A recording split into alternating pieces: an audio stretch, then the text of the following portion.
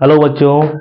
आज मैं आपके लिए लेके आया हूँ क्लास 11th का फिजिक्स और उसका पहला चैप्टर फिजिकल वर्ल्ड। इस चैप्टर में हम लोग जानेंगे कि आखिर फिजिक्स है क्या, वो कौन से प्रिंसिपल पर बेस्ड है, यानी कि फिजिक्स किस सिद्धांत पर आधारित है या किस सिद्धांत पर कार्य करता है, इसमें कौन कौन से बेसिक फोर्सेस हैं, इसका स्कोप क्या है। ठीक है, कुछ डेटा वगैरह के बारे में भी हम लोग जानेंगे। ठीक है, तो सबसे पहले देखिए क्या कि फिजिक्स फिजिक्स है क्या। तो फिजिक्स जो है उसकी उत्पत्ति संस्कृत के वर्ड भौतिकी से हुई है।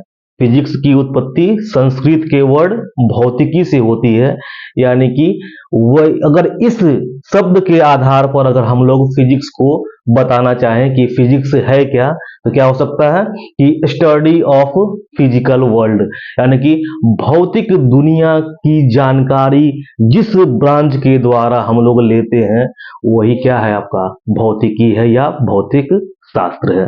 ठीक है, आइए फिर एक ग्रीक लेटर है, ये जो आपका लिखा हुआ है, जो कि समझ में तो कुछ नहीं आ रहा होगा, मुझे भी नहीं आ रहा था, पर ये ग्रीक लेटर है जिसका की मीनिंग है क्या, नेचर, प्रकृति।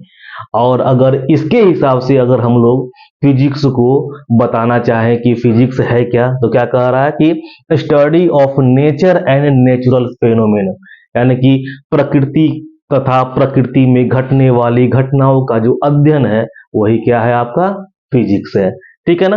तो एक तरह से अगर हम देखें तो फिजिक्स को क्या कह सकते हैं कि भौतिक दुनिया में घटने वाली प्रकृति, मतलब भौतिक दुनिया में उपस्थित प्रकृति तथा प्रकृति में घटने वाली घटनाओं का अध्ययन ही क्या कहलाता है, आपका फिजिक्स कहलाता है। ठीक है, फिर उसके बाद क्या कि अगर इसको हम लोग पढ़ना चाहें, फिजिक्स को जानना चाहें, भौतिक दुनिया को जानना चाहें, ढेरों नियम है और इतना भी नियम नहीं है कि हम सारे नियमों की सहायता से पूरा का पूरा जो है भौतिक दुनिया में घटने वाली घटनाओं का अध्ययन कर सकते हैं। आज भी कुछ ऐसी घटनाएं हैं जो हमारे लिए क्या है, रहस्य है, उसको फिजिक्स भी आज तक डील नहीं कर पाया, पर हम लोग अपना कोशिश जारी रखे हुए हैं इसको जानने के लिए, घटने वाली घटनाओं को जानने के लिए। फिर आखिर क्या फिजिक्स ही ये करता है, भौतिक दुनिया में जो भी घटनाएं घटती हैं उसकी जानकारी फिजिक्स से हम लोग लेते हैं, तो क्या यह अकेले अपने दम पे जानकारी देता है या इसकी कोई सहायता भी करता है। तो इसमें मैथमेटिक्स जो है, गणित जो हम लोग पढ़ते हैं, वो उसकी सहायता करता है, यानी कि to understand physics mathematics help us, mathematics जो है हमें इसकी जानकारी प्राप्त करता है। और यही कारण है कि हम लोग कहते कहते हैं ना कि जो मेन काम करे वो राजा और जो सहायता करे वो रानी। इसीलिए कहा गया हुआ है क्या कि physics is the king and mathematics is the queen of science. ठीक है, या कह सकते हैं क्या कि जो भी कुछ घटित हो रहा है उसमें मेन रूप से अगर कोई एक्सप्लेनेशन कर रहा है, उस घटना के बारे में बता रहा है, वो कौन है, फिजिक्स। और उसकी सहायता कौन प्रदान कर रहा है, मैथमेटिक्स।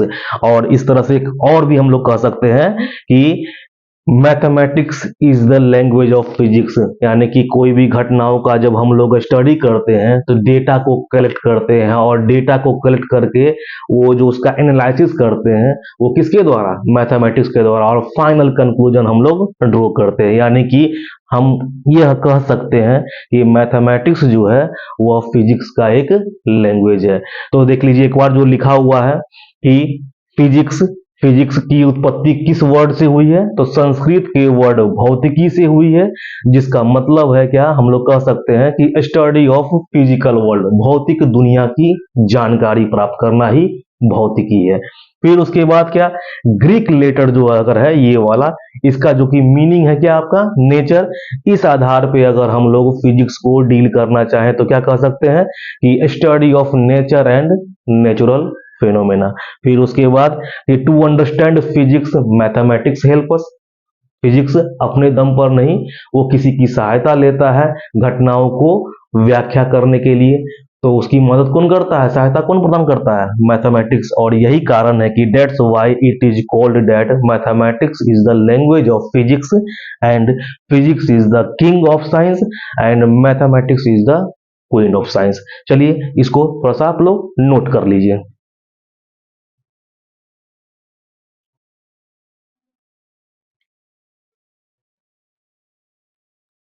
चलिए आप लोग नोट कर लिए। अब आते हैं हम लोग आगे कि बेसिक प्रिंसिपल ऑफ फिजिक्स है क्या।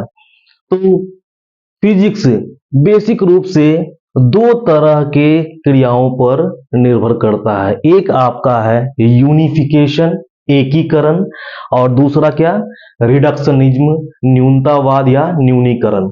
ठीक है। अब देखिए क्या एकीकरण क्या है। तो हमारा एम होता है क्या कि हम एक ही नियम से बहुत सारी घटनाओं का एक्सप्लेनेशन कर सकें। क्योंकि अगर प्रत्येक घटनाओं के लिए एक एक नियम, अलग अलग नियम बनाया जाए तो हमारे पास बहुत सारे नियम हो जाएंगे, जो कि क्या है, एक टिपिकल वर्क हो सकता है। तो क्या चाहिए हम लोगों को कि एक नियम जो कि बहुत सारी घटनाओं का एक्सप्लेनेशन कर सके। और यही सेम काम जो है हमारा कौन करता है, फिजिक्स करता है।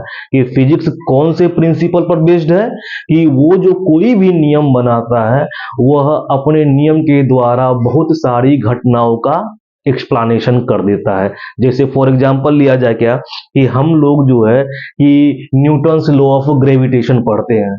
अब क्या न्यूटन्स लॉ ऑफ ग्रेविटेशन हम लोग कहाँ कहाँ केवल एक ही घटना में अप्लाई कर सकते हैं या और जगह भी। जैसे देख लीजिए क्या कि अगर कोई भी सेब नीचे गिरा तो क्यों गिरा, इसकी व्याख्या कौन करेगा, न्यूटन्स लॉ ऑफ ग्रेविटेशन। ग्रह सूरज के चारों ओर गति करते हैं, तो गति जो करते हैं इस गति के बारे में एक्सप्लेन रूप से यानी कि विस्तृत रूप से कौन बताएगा, तो न्यूटन्स लॉ ऑफ ग्रेविटेशन। अगर हम कोई भी ऑब्जेक्ट को ऊपर की ओर फेंकें कितनी हाइट तक जाएगा, ये कहां से आएगा, न्यूटन्स लॉ ऑफ ग्रेविटेशन। यानी कि हम कह सकते हैं क्या कि आपका जो एक नियम बहुत सारी घटनाओं को एक्सप्लेन कर सकता है। और यही जो घटना है कह लीजिए, यही सिद्धांत जो है वो आपका क्या है, फिजिक्स का एक पार्ट है, यूनिफिकेशन। ये यूनिफिकेशन क्या है कि एक नियम बहुत सारी घटनाओं का एक्सप्लेनेशन। ठीक है। सेकेंड में आते हैं क्या, यहां पहले लिख भी दूं मैं एग्जाम्पल के तौर पे, ताकि आप लोग जब नोट करें तो ये चीज याद रहे। एग्जाम्पल में क्या कि न्यूटन्स लॉ ऑफ ग्रेविटेशन के द्वारा, न्यूटन्स लॉ ऑफ ग्रेविटेशन के द्वारा हम लोग क्या करते हैं, ग्रहों के गति का अध्ययन करते हैं। ठीक ना, के द्वारा planetary motion, free fall etcetera, बहुत सारी घटनाओं का अध्ययन करते हैं। ठीक है। अब आते हैं हम लोग किस पे, रिडक्शनिज्म पे, कि आखिर रिडक्शनिज्म क्या है। रिडक्शनिज्म क्या है कि कुछ ऐसी भी घटनाएं होती हैं जो कि काफी कॉम्प्लेक्स होती हैं। जैसे फॉर एग्जांपल लिया जाए क्या कि एक बॉक्स में हम एक लकड़ी का वुडन बॉक्स ब्लॉक है, उसमें कोई एक पत्थर से, बड़े पत्थर से जोर से हिट किया जाए तो वो पत्थर क्या करेगा, तो बॉक्स को, वुडन बॉक्स को या वुडन ब्लॉक को आगे की ओर डिस्प्लेस्ड कर देगा। और वो वुडन ब्लॉक जो है अगर आगे जा रहा है तो वो एक सिंपल पेंडुलम से सपोज कीजिए टकरा जाए तो इसमें गति प्रोड्यूस हो जाएगा यानी मोशन आएगा। तो इसके मोशन के बारे में अगर जानना है, देखिए क्या हो क्या रहा है, पहले फेंका गया है पत्थर को, बड़ा सा स्टोन को, वो टकराया है लकड़ी के गुटका पे, लकड़ी का गुटका टकराया है पेंडुलम पे, आया है पेंडुलम में मोशन। और हमें पेंडुलम के मोशन के बारे में अगर जानकारी चाहिए होगी तो हम डायरेक्ट इस पर नहीं आ सकते, हमको तोड़ तोड़ करके जाना होगा। जैसे क्या कि सबसे पहले स्टोन वुडन बॉक्स से, वुडन ब्लॉक से टकराया है। चलिए इन दोनों के कोलिजन के बारे में हम लोग पहले पढ़ेंगे, ये आखिर कितना मोमेंटम वो वुडन बॉक्स को, वुडन ब्लॉक को दिया गया है स्टोन के द्वारा। फिर दूसरा क्या कि वुडन ब्लॉक जो है वो जाकर किससे टकराया, पेंडुलम से। तो फिर अब इन दोनों के कोलिजन के बारे में पढ़ेंगे। देखिए पार्ट बाय पार्ट कैसे बढ़ रहे हैं, बॉक्स प्लस स्टोन, फिर स्टोन प्लस पेंडुलम, और तब जाकर के तीसरे स्टेज में पेंडुलम के मोशन के बारे में। यानी क्या देख रहे हैं हम लोग कि पेंडुलम का मोशन अगर हम लोग इस केस में अगर निकाल रहा है, जो भी हम घटना बताए, तो उसमें क्या कर रहे हैं, तोड़ तोड़ करके जो है ना स्टडी कर रहे हैं। और यही तोड़ तोड़ करके पढ़ना, पार्ट बाय पार्ट करके पढ़ने की घटना को क्या कहते हैं हम लोग, रिडक्शनिज्म करते हैं। यानी क्या कि स्टडी टू स्टडी बाय, क्या कह सकते हो, part by part, part by part. यानी कोई भी घटना को हम लोग डायरेक्ट न कर करके एक छोटे से छोटे मतलब छोटे छोटे टुकड़ों में अध्ययन करें, तो यह क्या कहलाएगा, आपका प्रिंसिपल रिडक्शनिज्म कहलाएगा। ठीक है ना। और इन्हीं दोनों प्रिंसिपल पर हमारा फिजिक्स जो है ना वो बेस्ड है। तो हम लोग कह सकते हैं क्या कि आखिर फिजिक्स का बेसिक प्रिंसिपल क्या है। तो फिजिक्स का बेसिक प्रिंसिपल या कहें कि फिजिक्स मुख्य रूप से दो चीजों पर निर्भर करता है। एक क्या, यूनिफिकेशन, एकीकरण, कि एक ही नियम से बहुत सारी घटनाओं को बता देना, एक्सप्लेन कर देना। और दूसरा क्या, रिडक्शनिज्म, ये क्या है, तो किसी भी जटिल घटना को तोड़ तोड़ करके पढ़ना, किसी भी जटिल घटना को पार्ट बाय पार्ट बांट करके स्टडी करना। ठीक है ना। तो ये दो चीज, चलिए इसको नोट कर लीजिए।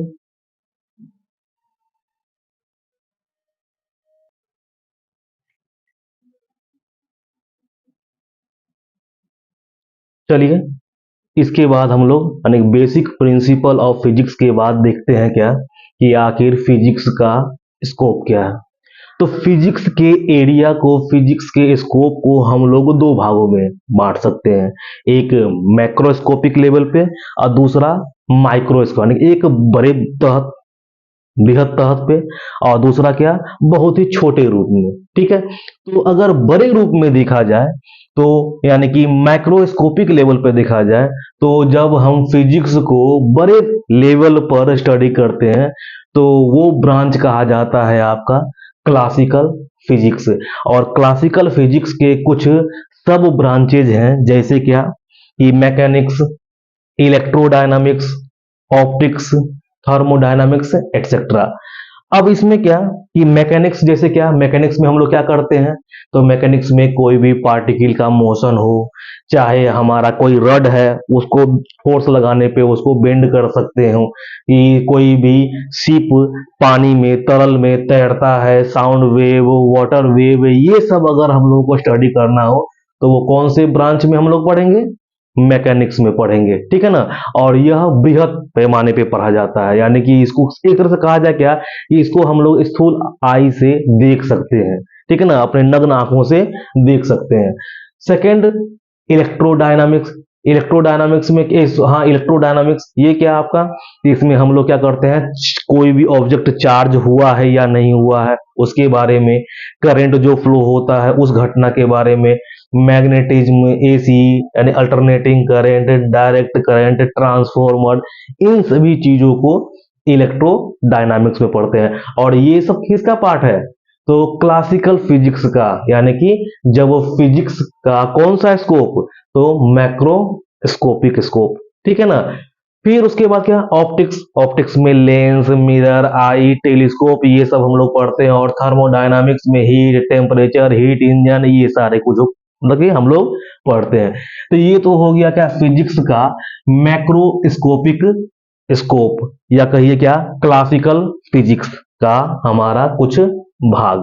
अब अगर यही फिजिक्स को अगर हम लोग माइक्रोस्कोपिक लेवल पर स्टडी करें, बहुत ही सूक्ष्म लेवल पे स्टडी करें, तो वो हमारा क्या कहलाता है, क्वांटम फिजिक्स। और क्वांटम फिजिक्स में बेसिकली हम लोग क्या पढ़ते हैं, एटम्स, सब एटॉमिक पार्टिकल्स, फिर इसमें पारिटी वगैरह जो है ना, अब तक आप लोग पढ़ते आ रहे हैं क्या कि इलेक्ट्रॉन, प्रोटॉन, न्यूट्रॉन, फिर उसमें क्या कि कुछ पारिटी वगैरह होता है, पॉजिट्रॉन, मतलब बहुत सारे छोटे छोटे कण, बहुत सारे कण टूट गए यहाँ पर। तो ये जो माइक्रोस्कोपिक लेवल पर अगर हम लोग फिजिक्स को स्टडी करें, तो वो कौन सा ब्रांच कहा जाएगा आपका, क्वांटम फिजिक्स।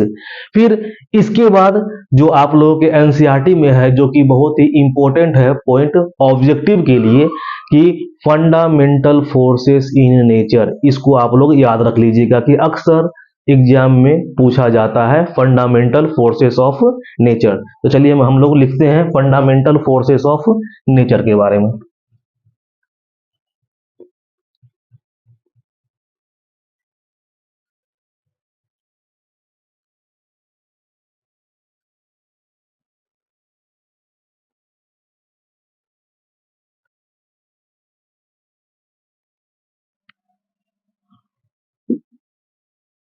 फंडामेंटल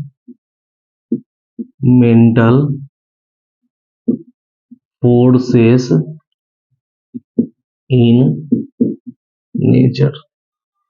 ये देखिए क्या कि चार फंडामेंटल फोर्सेस होते हैं नेचर में। कौन कौन सा हमारा? तो सबसे पहले ग्रेविटेशनल फोर्स, ग्रेविटेशनल फोर्स। फिर इलेक्ट्रोस्टैटिक फोर्स, दो हो गया। तीसरा आपका क्या? Weak nuclear force. और चौथा क्या? Strong nuclear force. यही चार नोट भी कर लीजिए आप कि फंडामेंटल फोर्सेस कितने हैं। तो चार। कौन कौन सा? तो सबसे पहला आपका gravitational force, gravitational gravitational force.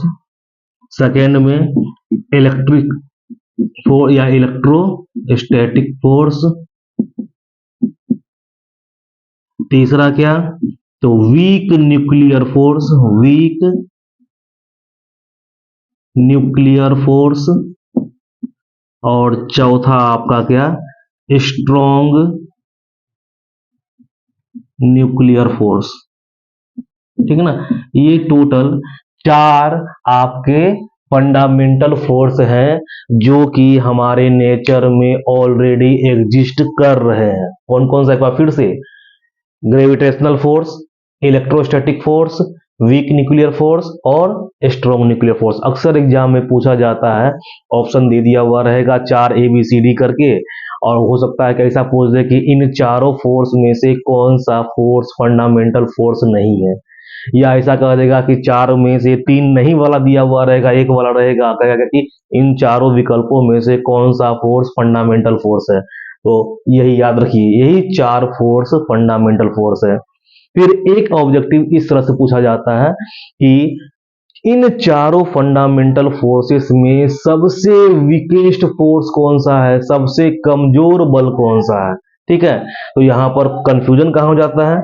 जैसे यहां पर लगा हुआ है वीक न्यूक्लियर फोर्स, कमजोर नाभिकीय बल।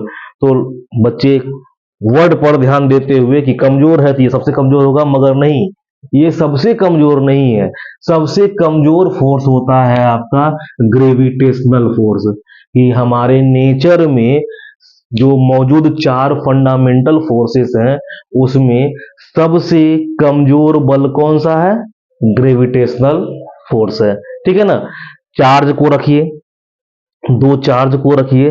चार्ज को रखने के बाद देखिए क्या कि कम से कम जो है वो आप सटते हुए देख सकते हैं, मगर दो ऑब्जेक्ट अगर आसपास रख दीजिए तो दोनों के बीच में तो ग्रेविटेशनल फोर्स एक्ट कर रहा है, कितना भी नजदीक ले आइएगा वो फिर सटेगा नहीं, मतलब ये सबसे कमजोर बल है। ठीक है ना। फिर उसके बाद कुछ और डेटा वगैरह अगर आप एनसीईआरटी की किताब को निकाल लीजिए तो उसमें कुछ टेबुलर फॉर्म में कुछ डेटा दिया हुआ है। जैसे क्या कि ये इंस्ट्रूमेंट, इसका इन्वेंशन किनके द्वारा किया गया। ठीक है। ये जैसे क्या कि रेडियस न्यूक्लियस का रेडियस किस मतलब की रेंज का होता है, ये टेबुलर फॉर्म में कुछ डेटा दिए गए हुए हैं। उस डेटा को आप लोग याद रखिएगा। ये चैप्टर आपके क्लास 11th में इससे कोई क्वेश्चन तो नहीं, ऑब्जेक्टिव वाला क्वेश्चन बनता है। तो इतना ही अगर आप लोग देख लीजिएगा तो आपका ऑब्जेक्टिव वाला जो क्वेश्चन आएगा वो सॉल्व हो जाएगा। तो एक बार हम लोग देखते हैं कि आज हम लोगों ने क्या क्या पढ़ा। हम लोगों ने देखा क्या कि सबसे पहले कि फिजिक्स है क्या। तो फिजिक्स का जो उत्पत्ति हुआ है, ओरिजिन हुआ है, वो संस्कृत के एक लेटर भौतिकी से हुआ है, जिसका कि हम लोग अर्थ निकाल सकते हैं कि फिजिक्स क्या है, the study of physical world. फिर उसके बाद क्या, ग्रीक लेटर से जो उत्पत्ति हुई है उसका जो बेसिक मतलब कि अर्थ है वो क्या है, नेचर। तो हम लोग कह सकते हैं कि फिजिक्स क्या है, कि नेचर और नेचुरल फिनोमेना का स्टडी वाला एक ब्रांच है। ठीक है, उसके बाद क्या, कि आखिर फिजिक्स का जो बेसिक प्रिंसिपल है वो क्या है, तो फिजिक्स दो बेसिक प्रिंसिपल पर बेस्ड है। सबसे पहला क्या, तो यूनिफिकेशन, एकीकरण, मतलब क्या कि एक ही नियम से बहुत सारी घटनाओं का एक्सप्लेनेशन। और दूसरा क्या, रिडक्शनिज्म। रिडक्शनिज्म क्या, न्यूनतावाद, न्यूनीकरण। इसमें क्या है कि अगर कोई भी घटना काफी कॉम्प्लेक्स हो, जटिल हो, तो उसका डायरेक्ट हम लोग स्टडी ना करके उसको तोड़ तोड़ करके पढ़ते हैं। ठीक है, फिर उसके बाद क्या, कि स्कोप ऑफ फिजिक्स हम लोगों ने देखा। तो स्कोप ऑफ फिजिक्स में हम लोग दो भाग में बांटे, एक मैक्रोस्कोपिक पर और एक माइक्रोस्कोपिक पे, यानी एक बड़े लेवल पर और एक बहुत ही छोटे लेवल पे।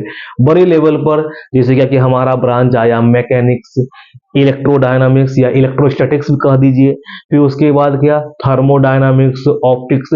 ये सब में जो है, जो हम लोग स्टडी करेंगे वो फिजिक्स के अंतर्गत आएगा। और कौन से लेवल पे आएगा, मैक्रोस्कोपिक लेवल पे। और अगर हम माइक्रोस्कोपिक लेवल पे बात करें तो उसमें हम लोग किसके बारे में पढ़ते हैं, तो एटम, यानी एटम के बारे में, सब एटॉमिक पार्टिकल के बारे में, ये सब के बारे में हम लोग पढ़ेंगे। किसमें, तो वो ब्रांच को क्या कहलाएगा आपका, तो ये ब्रांच कहलाएगा क्वांटम फिजिक्स। और मैक्रोस्कोपिक वाला ब्रांच क्या कहलाएगा, क्लासिकल फिजिक्स था। ठीक है, फिर उसके बाद क्या, कि हमारे नेचर में चार फंडामेंटल फोर्सेस जो कि एग्जिस्ट करते हैं। वो चार फोर्स कौन कौन से हैं, तो गुरुत्वाकर्षण बल, स्थिर विद्युतीय बल, कमजोर नाभिकीय बल, मजबूत नाभिकीय बल, gravitational force, electrostatic force, weak nuclear force, strong nuclear force. और इन चारों फोर्सों में सबसे जो कमजोर बल है वो कौन सा बल है, ग्रेविटेशनल फोर्स। ठीक है, और इसके अलावा अगर आपके पास एनसीईआरटी या कोई भी साइड बुक हो तो फिजिकल वर्ल्ड का जो चैप्टर निकाल करके उसमें जो टेबुलर फॉर्म में कुछ डेटा वगैरह जो दिया होगा उसको आप लोग देख लीजिएगा। चलिए मिलते हैं अगले लेक्चर में, जिसमें कि हम लोग यूनिट, मेजरमेंट एंड डायमेंशन के बारे में जानेंगे। Thank you.